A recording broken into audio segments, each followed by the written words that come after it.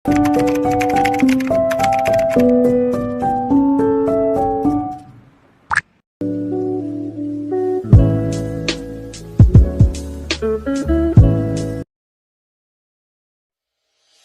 I'm JOANA RECIO, and today I'm here to discuss what happened in the Cavite Mutiny.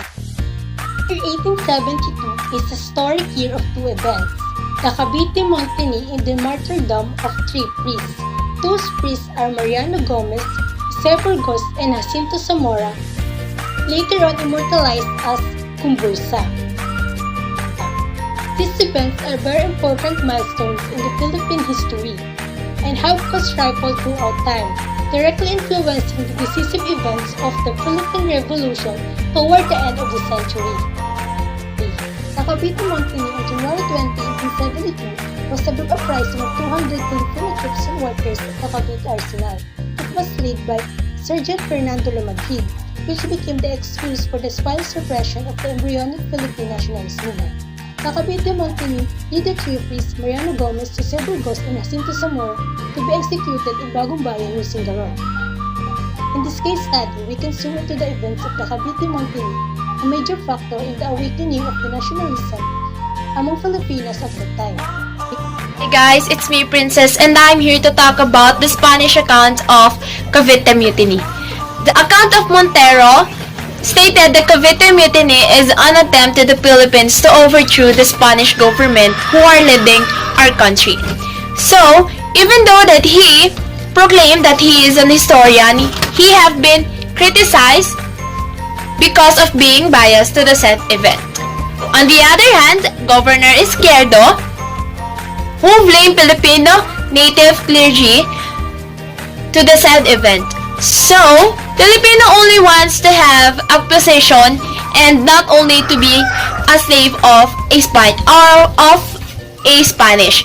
So, as you can see, the two accounts is related to each other. So, here is Edrian to talk about or to tackle about the excerpt of account of Montero's account.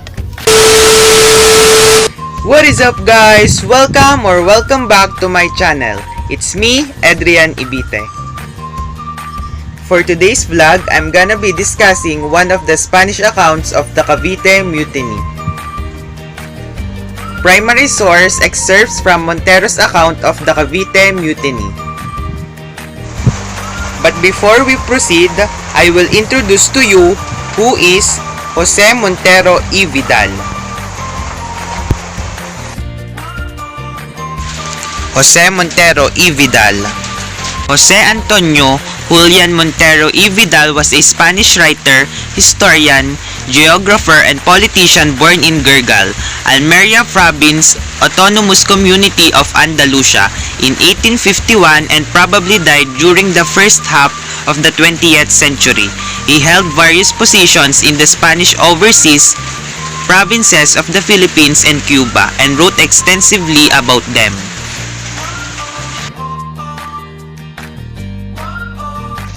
Primary source excerpts from Montero's account of the Cavite Mutiny.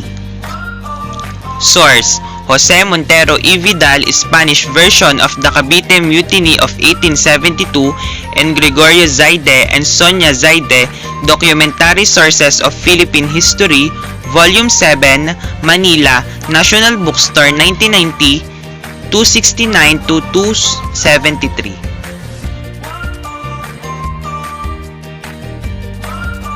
The abolition of privileges enjoyed by the laborers of the Cavite Arsenal of exception from the tribute was, according to some, the cause of the insurrection. There were, however, other causes. At first, Montero said that the reason for the strike or retaliation of the workers in the Cavite Arsenal was because of the removal of their privileges, such as non-payment of tributes and exemption from forced labor were the main reasons of the revolution, as how he called it. He added that there are other reasons aside from it, which are enumerated by him, including the Spanish Revolution, which overthrew a secular throne, dirty propagandas proliferated by unrestrained press, democratic, liberal, and republican books and pamphlets reaching the Philippines. Most importantly, the presence of the native clergy who, out of animosity against the Spanish friars, conspired and supported the rebels and enemies of Spain.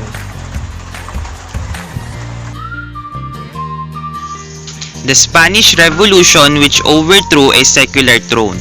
The propaganda carried on by an unbridled press against monarchical principles, attentatory of the most sacred respects towards the dethroned majesty. The democratic and republican books and pamphlets. The speeches and preachings of the apostles of these new ideas in Spain. The outburst of the American publicists and the criminal policy of the senseless governor whom the revolutionary government sent to govern the Philippines, and who put into practice these ideas were the determining circumstances which gave rise among certain Filipinos to the idea of attaining their independence. It was towards this goal that they started to work with the powerful assistance of a certain section of the native clergy, who out of spite towards friars and made common cause with the enemies of the mother country. Spanish Revolution has been really on top and controlled the government of the Philippines. With the help of the American publicists as well as the insensitive and undetermined policies of Governor Emilio Aguinaldo has made the decision to govern the revolutionary government that will lead the Philippines. The government of the Filipinos criticizes and opposes the Spanish government. The ideas of Filipinos towards the insurrection paved the way for them to achieve the total independence by putting it into actions. They are persevered to reach this goal that made them to work on with it. On behalf and with the aid of power of the native clergy or Filipino priests, big help and manpower against the Spanish friars that they considered their enemies and opponents of the Philippines. At various times, but especially in the beginning of year 1872, the authorities received anonymous communications with the information that a great uprising would break out against the Spaniards the minute the fleet at Cavite left for the south, and that all would be assassinated, including the friars. But nobody gave importance to these notices. The conspiracy had been going on since the days of La Torre with utmost secrecy. At times, the principal leaders met either in the house of Filipino Spaniards, D. Joaquin Pardo de Tavera, or in that of the native priest Jacinto Zamora, and these meetings were usually attended by the curate of Bacoor, the soul of the movement, whose energetic character and immense wealth enabled him to exercise a strong influence. From the start of 1872, Spanish authorities received hearsays about the insurrection that is about to happen.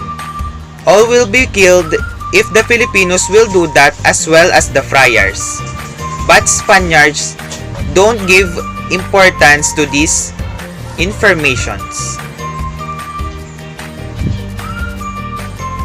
Even before the days of La Torre, to be specific, they are receiving secret insurrection.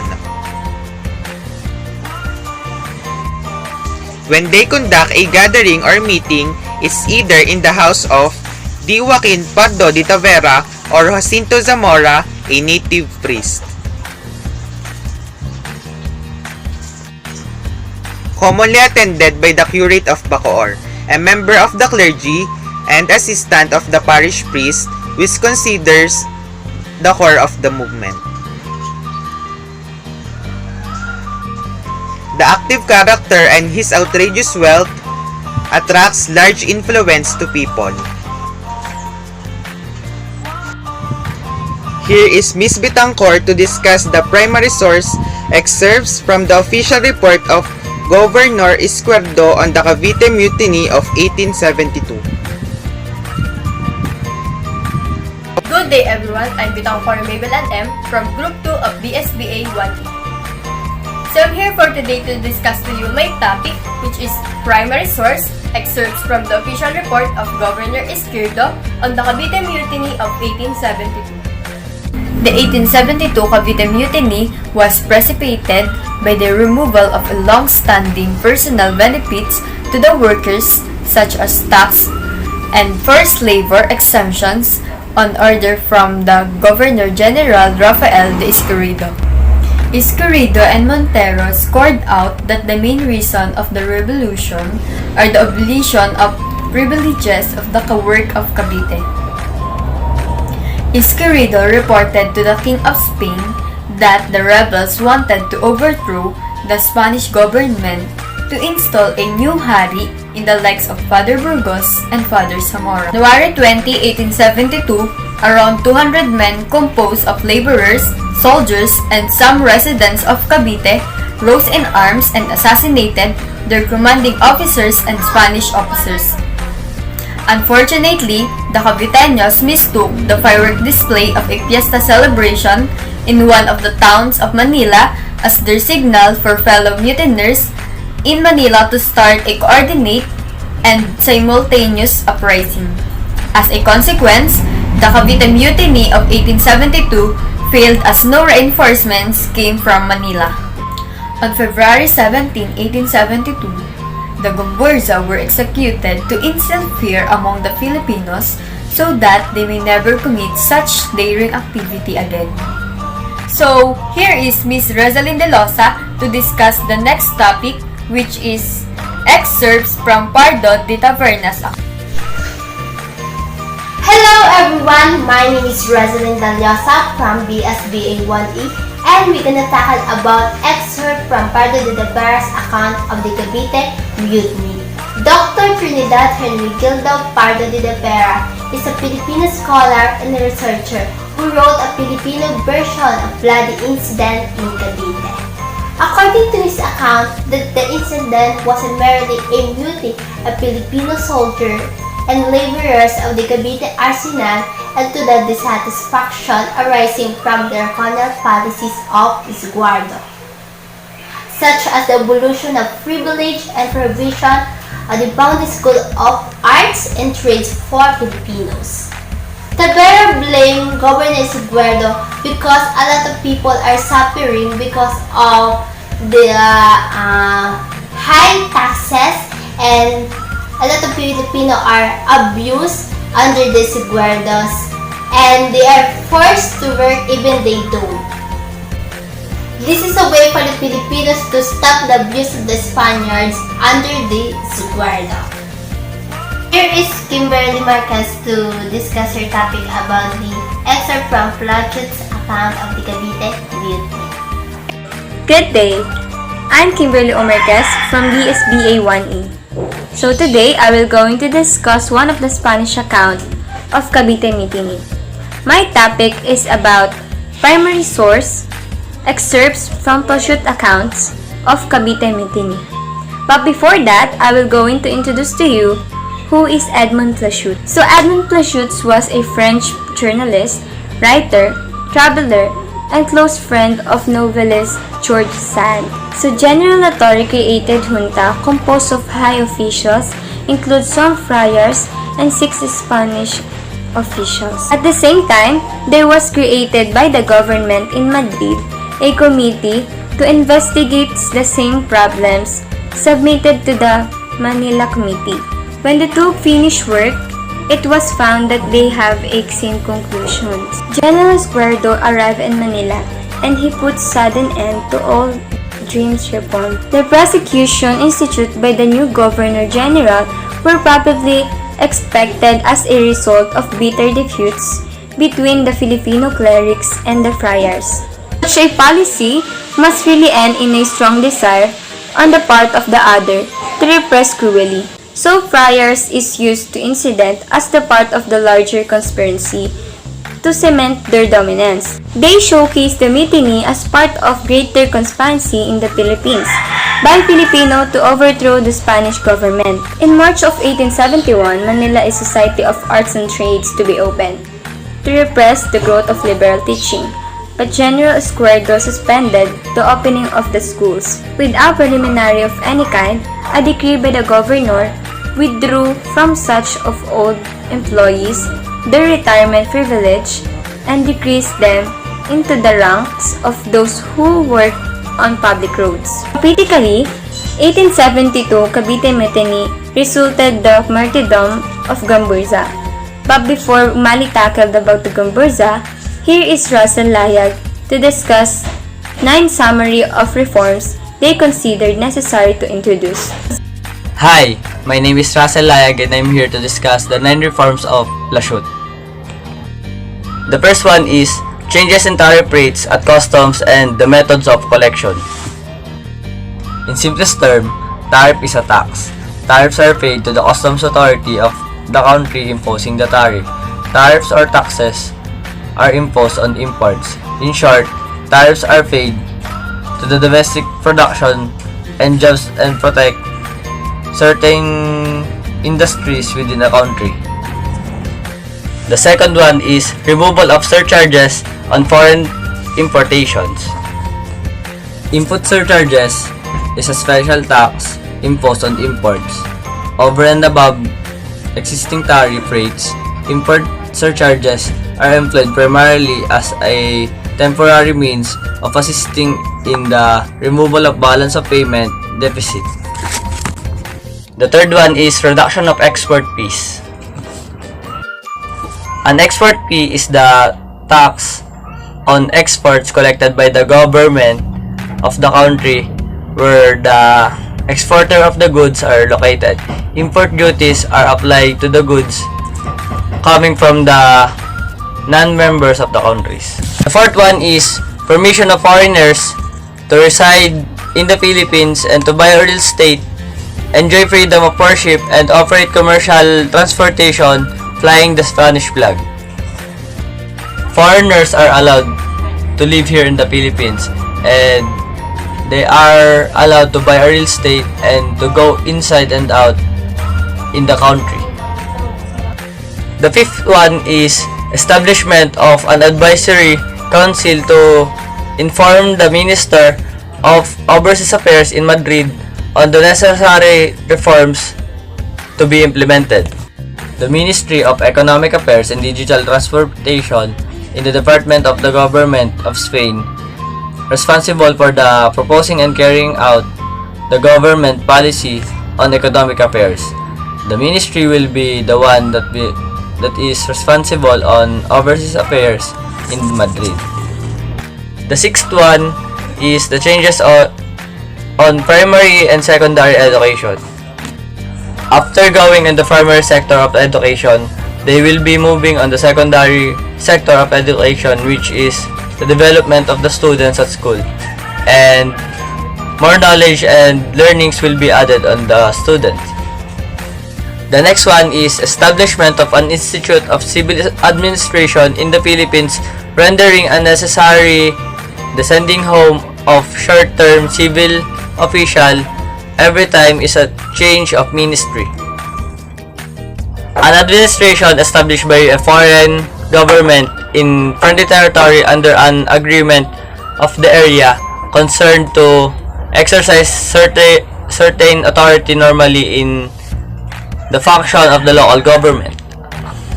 Next one is study of direct tax system. Direct taxes are one type of taxes and individually paid that are paid straight or directly to the government, such as income tax, and the amount of the liability will be based on its profitability during a given period of time and the applicable tax. The last part is abolition of the tobacco monopoly. The tobacco monopoly was arranged by Government Vasco E. Vargas in pursuance of a royal order of February 9, 1780. With the monopoly placed, there is no other man might raise or sell any of a single leaf of tobacco without any permissions from the government. The next topic will be discussed by Princess Umali. Thank you. Hi guys, I'm Princess and I will be the last reporter for the group, and I'm here to have a short discussion with you about Gamburza. So let's start. Gamburza is the collective name of three martyr priests. Those are Mariano Gomez, Jose Burgos, and Jacinto Zamora. So this three martyr priest was accused as the mastermind of Cavite Mutiny. So because of this, in February 17, 1872, in Bagong Bayan, they are executed by Garute and public, and this death of three martyr priests was witnessed by a young Jose Rizal, and because of this, he wrote the El Filibusterismo. He dedicated this to the three martyr priests as the memory of them. So because also of the death of Gamburza, or the three martyr priests, the strong feeling of anger of Filipino was awakened, and because of this, it caused Himagsikan 1896. So that is a short discussion about Gamburza and the effect of the death of Gamburza. And that will be all. Thank you. In this case study, we zoom into the events of the Cavite Mutiny, a major factor of the awakening of nationalism among the Filipinos of that time. Do you agree or not? Why or why not? I agree that we can zoom into the events of the Cavite Mutiny as a major factor in the awakening of nationalism among Filipinos at that time. If what was written in the Spanish accounts of the Cavite Mutiny, because of the abolition of privileges enjoyed by the laborers of the Cavite arsenal and the injustice of having oblique to pay tribute, through this, things came to a breaking point on January 28, 1872. A 200-man contingent led by Sergeant Fernando Lamadrid attacked the Spanish officers. Escuadron learning upon of the attack, he ordered the reinforcements of the Spanish forces. The revolution was easily crushed. Leaders of the plot were killed. While doing an official investigation, it leads to three native priests, Mariano Gomez, Jose Burgos, and Jacinto Zamora, to be pointed as the masterminds of the Cavite Mutiny. There was a little evidence to support these claims. From the primary source, excerpt from the official report of Governor Escuerdo on the Cavite Mutiny of 1872, the three native priests conspired and supported the rebel, because they attempt to overthrow the Spanish government in the Philippines to install new Hari in the persons of Father Burgos and Zamora. According to Escuerdo, native clergy attracted supporters by giving them charismatic assurance that their fight could not fail because they had God's support. This led to three native priests sentenced to be executed. Others were arrested and sentenced to life imprisonment at the Marianas Islands. February 17, 1872, the Gamburza were executed by Garrett in public to serve as a threat to the Filipinos never to attempt to fight the Spaniards again. But it just favored to awaken the nationalism of Filipinos to fight the Spaniards. Based on the primary source excerpt from the Plachu's account on the Cavite Mutiny, it states that the Cavite Mutiny of 1872 resulted in the martyrdom of Gamburza and paved the way to the revolution culminating in 1898. Those primary sources that was mentioned supported that in this case study we can zoom into the events of the Cavite Mutiny as a major factor in the awakening of nationalism among Filipinos of that time.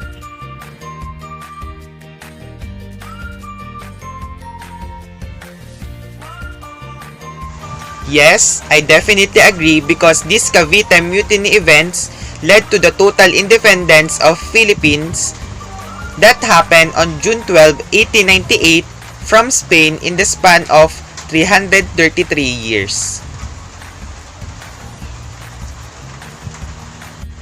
This was also an eye-opener to the Filipinos.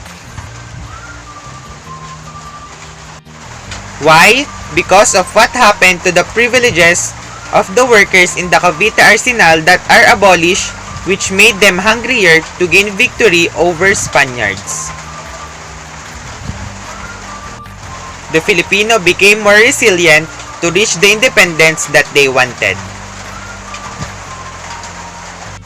They also value more the nation that we live in for the purpose of aiming to preserve the identity and reclaim the sovereignty of our homeland.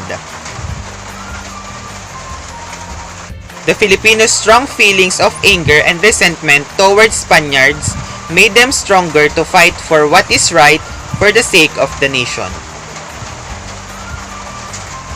Cavite Mutiny events really plays a vital role and big help to awaken the nationalism of every Filipinos. In my opinion, I agree that Cavite Mutiny is one of the factors but not a major factor because it takes a many years to awaken of nationalism among Filipinos. The 12th of June of every year since 1898 is a very important event for all the Filipinos. In this particular day, the entire Filipino nation as well as a Filipino communities all over the world gathers to celebrate the Philippine Independence Day. 1898 came to be a very significant year for all of us. It is as equal important as 1896, the year when the Philippine Revolution broke out owing to the Filipinos' desire to be free from the abuses of the Spanish colonial regime, and by that I can say that this is one of the reasons why Filipino became more nationalism. Also, El Filibusterismo was written by Dr. Jose Rizal in dedication to the three Madrid priests Mariano Gomez, Jose Burgos, and Jacinto Zamora, whose deaths left an indelible mark in his mind. Like Noli Me Tangere, Philly aims at enlightening the society at bringing the Filipinos closer to the truth. I agree that these events are very important milestones in the Philippine history and have caused rivals throughout time, directly influencing the decisive events of the Philippine Revolution towards the end of the century. In this case study, we assume that the Cavite Mutiny a major factors in the awakening of nationalism among the Filipino that time. This mutiny was used by the Spaniards to implicate the liberal critics of the government, including the Filipino principle for secularization. The execution of Gomburza eventually has stained the growth of the Filipino nationalism. The mutiny was unsuccessful and government soldiers executed many of participation and to be cracked down on a burgeoning nationalist movement. Many scholars believe that the Cavite Mutiny was the beginning of Filipino nationalism that would eventually lead to Philippine Revolution on 1896. I didn't agree that the Cavite Mutiny awakening the nationalism of Filipino. We all know how Filipinos suffered on that time, like regarding their small salary from the government. At first, Filipino welcomed them well. They made friends. They accept the gifts of friendships. But those Filipino did not know that it was a Spanish exhibition to get the trust of Filipinos.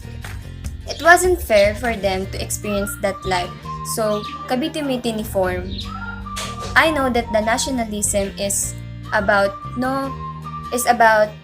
loving the country, and I can say that the Filipinos of that time has no unity, so I disagree. Yes, I agree that an event in Cavite Mutiny is a major factor of awakening the nationalism of Filipino, like on the Gomburza. The members of native clergy headed by the Gomburza were tried to execute by garrote, and this event leads to the awakening of the nationalism of Filipinos. So yes, I agree that the event in Cavite Mutiny is one of the factor or major factor of awakening the Filipino nationalism of the Filipino. One of the proof is the death of Gomburza. So, the death of Gomburza awakened the strong feeling anger of Filipino that caused the Himagsikan 1896. So, as I can see, they are willing to fight for the right of Filipino against the Spanish abuses. They want to treat right because they are all human, and the abuses of Spanish is they don't deserve it. So, they're willing to have a revolution or a fight against Spanish until they get the right that they deserve or the freedom that they deserve. And that will be all. Thank you.